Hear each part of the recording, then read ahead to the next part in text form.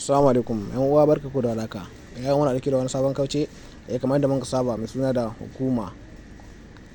Wannan fim ne wanda Yusuf ya fassara shi Yusuf Zamani. Ga wanda yake bukatar wannan fina-finai kira ya kamata biyo mu daga farko wannan bidiyo zuwa karshe.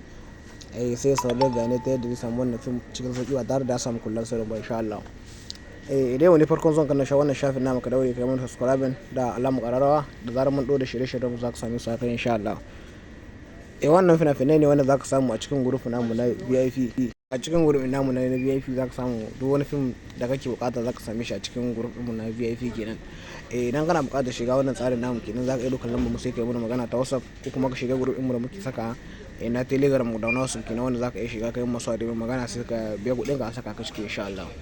Ga duk wanda yake bukatar shiga cikin wannan tsarin kenan ta yadda za ka samu fina-finai ko wani iri kake bukata insha Allah idan ka shiga cikin za ka same su kuma muna saka fina-finai guda uku a kowace rana insha Allah. Ga wanda yake bukatar shiga cikin wannan tsarin kenan sai yi magana ta WhatsApp ta yadda zai biya kuɗin shi ko ce kasa ke insha Allah idan kai mana magana za mu ga ma yadda za ka bi sai ka biya da kuɗin ka insha Allah.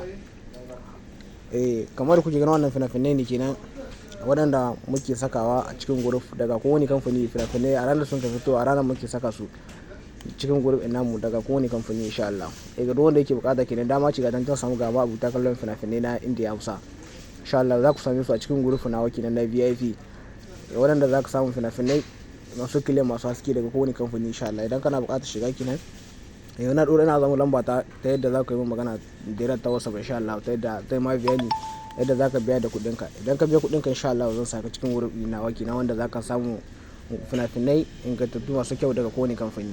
Idan kana bukatar shiga kenan duk wanda ke bukatar shiga kenan zai ido kan lamba ta sai mai bayani sai ya biya kuɗin shi saka shi insha Allah. Wannan kaɗan ne daga cikin fina-finan da kenan sun ka fito ranar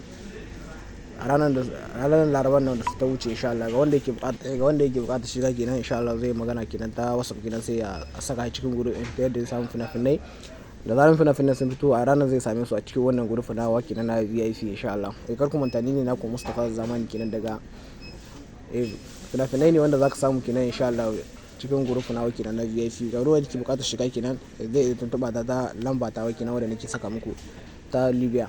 Ga duk wanda yake bukata kenan idan ya tabe ni a bisa lamba ta kenan ta WhatsApp zai mai bayani ta yadda zai biya kuɗin shi. Idan ya biya kuɗin shi insha Allah zai samu fina-finai ingantattu masu kyau daga kowane kamfani.